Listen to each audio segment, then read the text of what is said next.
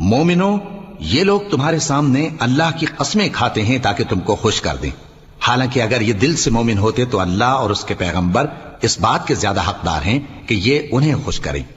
کیا ان لوگوں کو معلوم نہیں کہ جو شخص اللہ اور اس کے رسول سے مقابلہ کرتا ہے تو اس کے لیے جہنم کی آگ تیار ہے جس میں وہ ہمیشہ جلتا رہے گا، یہ بڑی رسوائی ہے۔ منافق ڈرتے رہتے ہیں کہ ان کے بارے میں کہیں کوئی ایسی صورت نہ اتر آئے کہ ان کے دل کی باتوں کو ان مسلمانوں پر ظاہر کر دے۔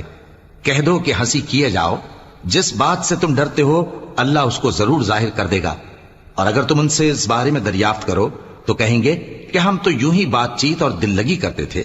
کہو کیا تم اللہ اور اس کی آیتوں اور اس کے رسول سے دل لگی کرتے تھے؟ عذر مت پیش کرو، تم ایمان لانے کے بعد کافر ہو چکے ہو۔ اگر ہم تم میں سے ایک جماعت کو معاف کر دیں تو دوسری جماعت کو سزا بھی دیں گے، کیونکہ وہ گناہ کرتے رہے ہیں۔ منافق مرد اور منافق عورتیں